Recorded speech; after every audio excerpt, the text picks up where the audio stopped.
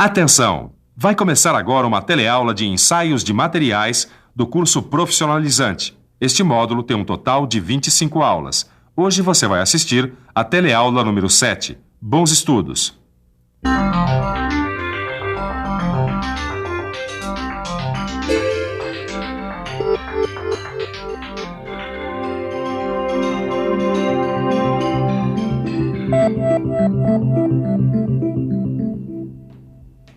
Edgar, fazendo um cisalhamento? Que é isso, Nilza? Tá louca? Ensaio de materiais, meu caro. Quando você corta alguma coisa com uma tesoura ou uma guilhotina, você tá praticando o cisalhamento. Cisalhamento, é? Bom, dessa eu não sabia, hein? E me diz uma coisa, por exemplo, um metal, será que ele pode passar por um processo de cisalhamento? Claro que pode. Aliás, para continuar esse assunto, vamos ver o que vai rolar na nossa teleaula de hoje? Na teleaula de hoje, você vai conhecer a força que produz o cisalhamento. Vai ver como é feito o ensaio de cisalhamento e aprender a calcular a sua tensão. E vai ver como funciona o cisalhamento na prática. Eu acho bom a nossa teleaula começar logo, porque eu tô louco pra ver como é que uma peça de metal dessa pode ser cortada com uma tesoura assim, ó. Aí é que são elas, Ed. Uma tesoura assim não pode cortar uma peça de metal, porque todo material apresenta uma certa resistência ao cisalhamento. O que a gente precisa saber é até que ponto vai essa resistência. Então é bom você ficar de olho, porque a nossa teleaula tá começando, hein?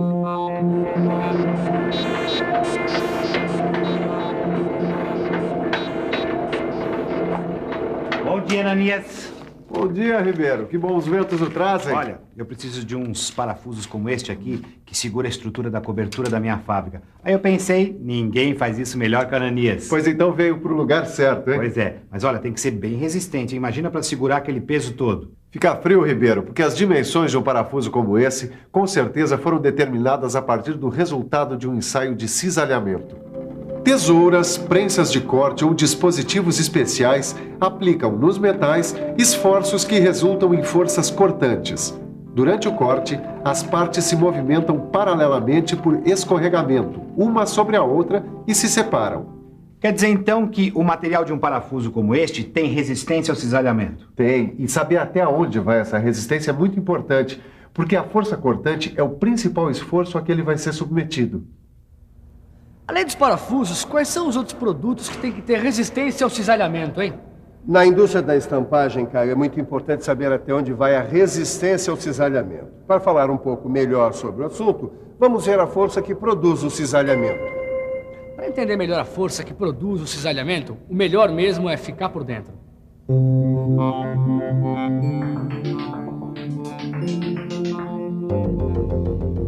Nos ensaios de tração e de compressão, você viu que a força aplicada sobre os corpos de prova atua ao longo do eixo longitudinal do corpo. Já no cisalhamento, a força é aplicada ao corpo na direção perpendicular ao seu eixo longitudinal. Como resposta ao esforço cortante, o material desenvolve uma resistência ao cisalhamento nos pontos de sua seção transversal.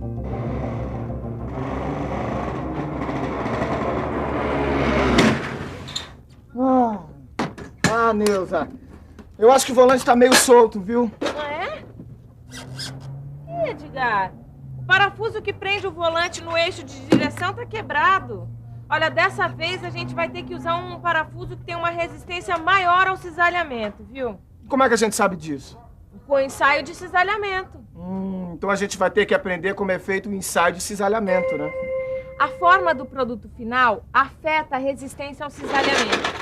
Por isso, seu ensaio é feito normalmente em produtos acabados, como cordões de solda, chapas, pinos, barras, rebites e parafusos. Por isso, não existem normas para a especificação dos corpos de prova. Mas será que esse parafuso tem uma resistência maior ao cisalhamento? Olha, Ed, só ficando de olho no ensaio.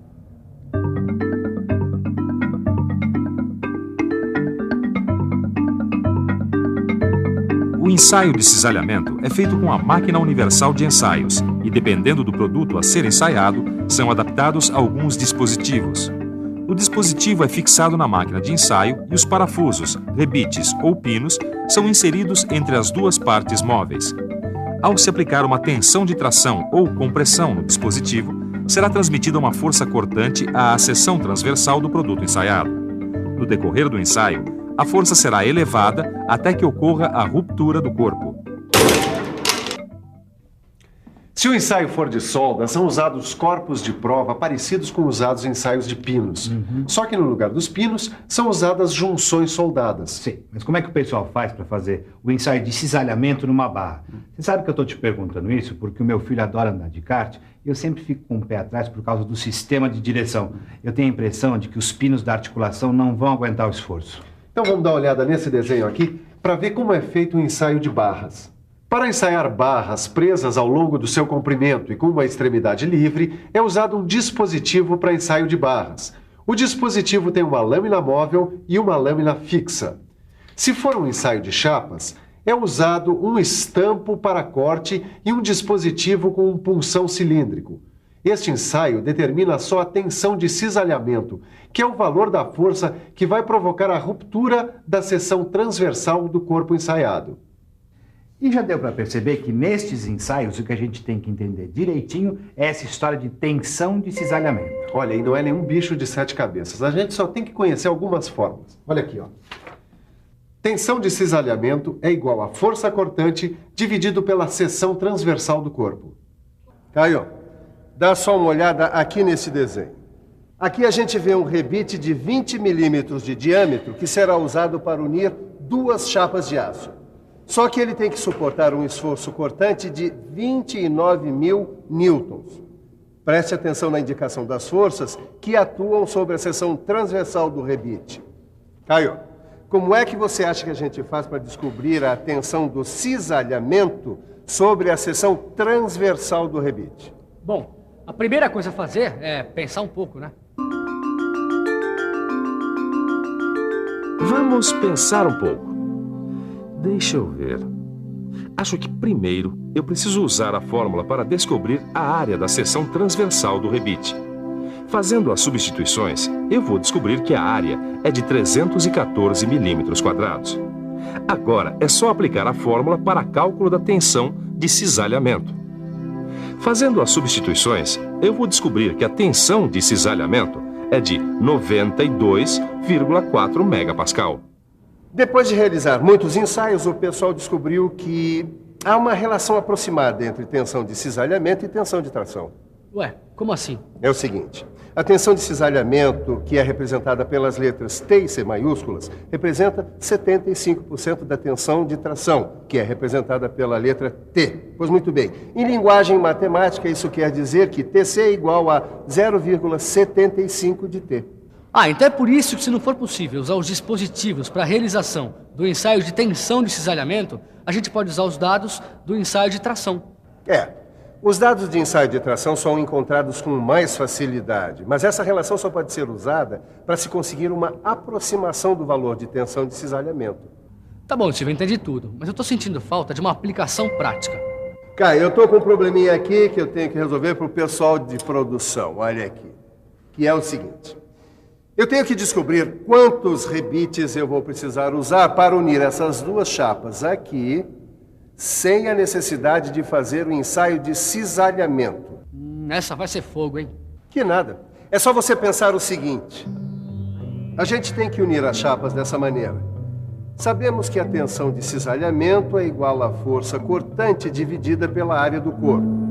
Vamos chamar o número de rebites necessários de N minúscula. A tensão de cisalhamento será distribuída pela área de cada rebite vezes o número de rebites. A fórmula da tensão de cisalhamento fica então desse jeito. Se a gente isolar um N minúsculo, que é o valor que nos interessa descobrir, ficaremos com essa fórmula. A gente sabe que as chapas suportarão uma força cortante de 20.000 newtons. Sabe também que o diâmetro de cada rebite é 4 milímetros e a tensão de tração que cada rebite pode suportar é de 650 megapascais. Eu acho que eu já tenho todos os dados para saber quantos rebites vão ser necessários. Só falta o valor da tensão de cisalhamento, que você sabe equivale a 75% da tensão de tração, que você já conhece. Então vamos lá, né? Bom, se a tensão de cisalhamento é igual a 0,75 centésimos de T, então eu multiplico 0,75 por 650, que é a tensão de tração. Fazendo as contas na calculadora, eu descubro que a tensão de cisalhamento é 487,5 megapascal. Se a gente já tem o diâmetro de cada rebite, podemos calcular a área de sua seção transversal com essa fórmula que a gente já conhece. Fazendo as substituições dos valores conhecidos e usando uma calculadora, a gente vai descobrir que a área é de 12,56 milímetros quadrados. Agora, a gente aplica os valores na fórmula para descobrir o número de rebites. Usando a calculadora, a gente vai ver que n minúsculo é igual a 3,266 rebites. E Silva, não vai dar para unir as duas chapas usando 3,266 rebites, né? Arredondo para cima ou para baixo, hein? O valor encontrado, Caio, é o mínimo necessário, então arredonda para cima. Bom, vou precisar então, obviamente, de 4 rebites, né? Pode deixar que eu vou comunicar ao pessoal da produção. Todas as fórmulas que você viu nessa teleaula vão ficar mais firmes depois que você fizer os exercícios que estão aí no seu livro de estudos. Certo? Agora fique de olho na revisão. E atenção, se liga aí que é hora da revisão. Na teleaula de hoje, você conheceu a força que produz o cisalhamento. Viu que o ensaio de cisalhamento é feito na máquina universal de ensaios. Viu que, dependendo do material, o ensaio precisa ser feito com dispositivos especiais. Conheceu a tensão de cisalhamento. E, finalmente, viu que é possível resolver um problema prático de cisalhamento sem recorrer ao ensaio. Pronto, agora tá firme. Viu como é importante conhecer a resistência que certos materiais têm ao cisalhamento? Se a gente não ficar esperto, pode se estourar numa curva dessas por aí. E se você não quer derrapar numa curva, pegue o seu livro de estudo e resolva os exercícios. Na próxima teleaula tem mais ensaio de materiais. Até lá!